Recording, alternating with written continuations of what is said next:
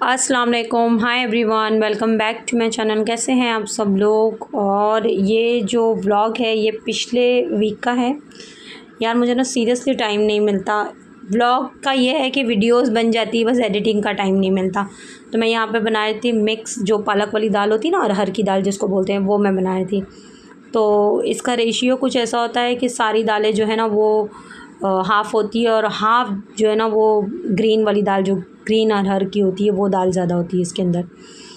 तो इसके अंदर मैंने ऐड किया था सिंपली एक बड़ी साइज़ का टमाटो और प्याज। तो मैं आजकल बिरिस्ता ही यूज़ कर रही हूँ, तो मैंने वही डाला था। और इसमें मैंने स्पेशली ना, मुझे किसी ने कहा था कि बड़ी इलायची और दालचीनी डालने से ना दाल का टेस्ट बहुत अच्छा हो जाता है और इसका जो बादीपना है ना वो ख़त्म हो जाता है। तो मैंने इस टिप को ट्राई किया था और ये मुझे बहुत अच्छा लगा, तो आप इसको ट्राई कर सकते हैं। अच्छा, मैंने इसमें ना जिंजर कूट के डाला था, मैंने इसमें लहसुन बिल्कुल ऐड नहीं किया था, क्योंकि मुझे ना खूब ढेर सारे लहसुन का ना इसमें तड़का लगाना था, तो मैंने पेस्ट नहीं यूज़ किया था इस बार। और मैंने इसमें हल्दी, कुटी हुई मिर्च और धनिया पाउडर और ग्रीन चिलीज़ डाले थे मैंने इसके अंदर, और नमक मैंने ऐड किया था।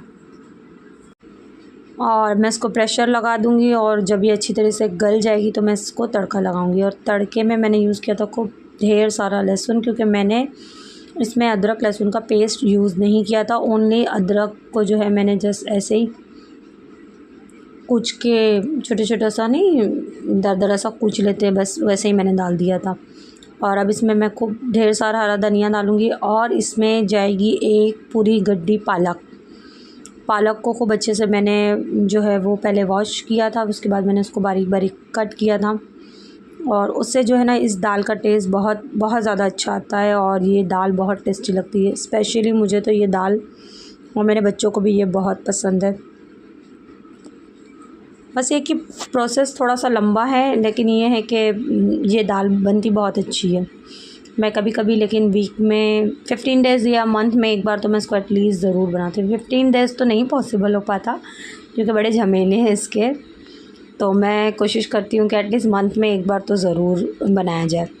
और जिस दिन सिंपली सिर्फ दाल चावल खाने का दिल होता है ना, उस दिन ही ये दाल बनती है मेरे यहाँ, क्योंकि नॉर्मली येलो वाली दाल तो फिर कोई नहीं खाता हम लोगों के यहाँ, सिर्फ दाल पे गुजारा नहीं होता, कुछ ना कुछ उसके साथ चाहिए। लेकिन अगर ये वाली दाल हो तो फिर गुजारा हो जाता है चार पापड़ के साथ। और सिर्फ मैंने दाल चावल भी इसलिए बनाए थे क्योंकि मुझे शॉपिंग पे जाना था। शॉपिंग इसलिए क्योंकि घर में शादियां हैं, नेक्स्ट मंथ मेरी कज़िन की शादी है, और उसके फिर 1-1.5 महीने के बाद अनदर एक कज़िन की शादी है, फिर उसके बाद मेरे भाई की शादी है, फिर उसके बाद मेरी भांजी की शादी है। तो ऐसे लाइन से बस शादियाँ ही शादियाँ हैं। तो हम जो है ना पहले मेरे हस्बैंड के लिए आए थे, क्योंकि बच्चे जो है ना वो ट्यूशन गए हुए थे, और ये टी शर्ट मेरे हस्बैंड को इतनी ज़्यादा अच्छी लगी कि उन्होंने वहीं पे ये वेयर कर ली थी। और क्योंकि ये बीइंग ह्यूमन का आउटलेट है और वो उनका फेवरेट ब्रांड है, तो ज़्यादातर वो वही प्रेफर करते हैं। और फिर उसके बाद हम लोग आ गए थे यहाँ पे मेरी शॉपिंग के लिए। तो मुझे पर्सनली ना पहले सैंडल्स वगैरह लेने थे। मैं नॉर्मली जो है ना वो चाह रही थी कि इस बार मैं सूट नहीं लेकर लहंगा या शरारा ऐसा कुछ, या साड़ी का मेरा मन है। होप सो, देखेंगे इंशाल्लाह। अभी तो फ़िलहाल परमिशन नहीं मिली है, जब मैं करूँगी तो मैं ज़रूर शेयर करूँगी। और लास्ट में जब मैं रिकॉर्डिंग करने बैठी थी तो बेल बज गई थी, और अब जब मैं रिकॉर्डिंग कर रही हूँ तो कॉल आ गई थी। तो ना बस ऐसे ही इंटरप्ट होते रहता है और मेरा काम जो है ना वो डिले होते रहता है। और शॉपिंग के बाद इतना ज़्यादा मैं थक गई थी, ऑलमोस्ट हम लोगों के 3-4 घंटे लग गए थे। बच्चे भी ट्यूशन से आ गए थे, तो फिर मैंने बोला मेरे हस्बैंड को कि मैं तो बिल्कुल घर जाकर कुछ पकाने वकाने के मूड में नहीं हूँ, चलो आज चाइनीज़ एंजॉय करते हैं। तो ये था चिकन मंचौन सूप और ये था फ़िश क्रंची। नॉर्मली जो ये वेदर है ना, इस वेदर में, और ये फूड इनकी स्पेशलिटी है फ़िश, प्रॉन्स और क्रैब, यहाँ पे बहुत ज़बरदस्त मिलता है। तो हम लोगों ने ट्राई किया कि यही चीज़ें जो है ना वो ऑर्डर करें। लेट एक्चुअली इतना ज़्यादा हो गया था, मैं चाह रही थी कि क्रैब का सूप पीते, लेकिन उनका अभी अवेलेबल नहीं है मैम, और इसको आपके बाद में मिलेगा। और ये थी कुछ शॉपिंग, लेकिन ये मैंने नहीं की थी, मेरे भाई ने की थी। लास्ट जब हम लोग महाबलेश्वर गए थे तो वो जो शॉपकीपर था उसने ज़बरदस्ती हम लोगों को जो है ना फ़िग की चॉकलेट दी थी, और मैं और मेरी भांजी हम लोग एक दूसरे का मुंह देख रहे थे कि हम लोगों को ये नहीं लेना है, लेकिन वो ऑफ़र पैकेज ऐसा था कि वो अगर आप 3 बाय करते तो आपको फिर एक चॉकलेट स्प्रेड जो है ना वो फ्री मिलता। तो और जब हम लोगों ने वो चॉकलेट खाई तो उसके बाद हम लोग इतना पछताए कि हम लोगों ने वो एक ही क्यों लिया, हम लोगों ने वो 3 फिक चॉकलेट के फ्लेवर क्यों नहीं लिए। तो और इस बार तो जब मेरा भाई गया था तो वो फुल ऑफ जो है ना वो कहीं पर भी पूरे महाबलेश्वर में अवेलेबल नहीं थी, वो आउट ऑफ स्टॉक थी। तो फिर उसने जो है वो नट्स वाली ली थी, पान वाली ली थी और डेट्स वाली चॉकलेट ली थी। तो फिर उसके साथ ये चॉकलेट स्प्रेड फ्री आ गया था। और क्रैब का मेरा इतना मन था कि फिर मैंने मेरे हस्बैंड को कहा कि नहीं आप लेकर आइए, मैं घर में बनाती हूँ। तो मैं क्रैब की रेसिपी शेयर कर रही हूँ। तो क्रैब के लिए जो है ना पहले पैन में खूब अच्छा सा ऑयल जो है नॉर्मली जैसे हम हाफ़ कप यूज़ करते हैं ना, मैंने 1.5 कप यूज़ किया था क्योंकि क्रैब ज़्यादा थे, अराउंड 1.5 kg थे।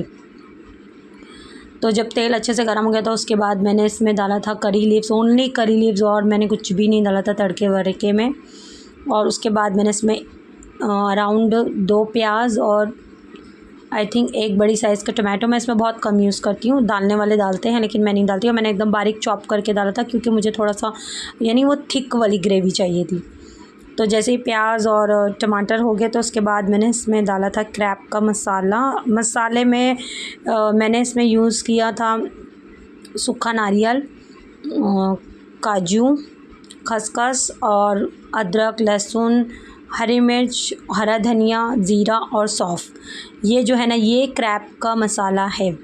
अगर आपको क्रैब बनाना है और ये मसाला आप डालेंगे तो ही आपकी ग्रेवी जो है ना वो बिल्कुल रेस्टोरेंट जैसी बनेगी, अदरवाइज़ वो सिर्फ ओनली जो है ना वो खोपड़ा डाल के नहीं बनेगा, वो टेस्ट नहीं आएगा, वो फिर फ़िश की ग्रेवी वाला ही टेस्ट आएगा। हम लोग तो ऐसे ही बनाते हैं, मेरी अम्मी ऐसे ही बनाती है और मैं मोस्टली मेरी अम्मी की ही रेसिपी फ़ॉलो करती हूँ।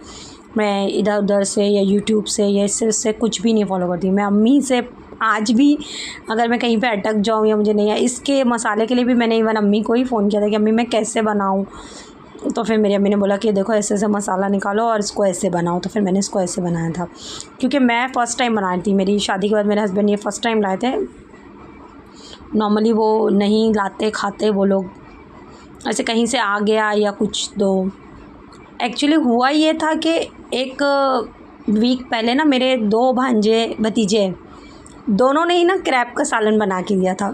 एक का जो है वो घर का था, उसकी वाइफ़ ने बनाया था, उसकी अम्मी ने बनाया था, और एक जो है वो बाहर रेस्टोरेंट से ऑर्डर पे बनवा के लेकर आया था। और दोनों ने जो है ना वो स्पेशली मेरे को और मेरे हस्बैंड को दिया था कि चाची और चाचा ये खाना और बताना कैसा बना है।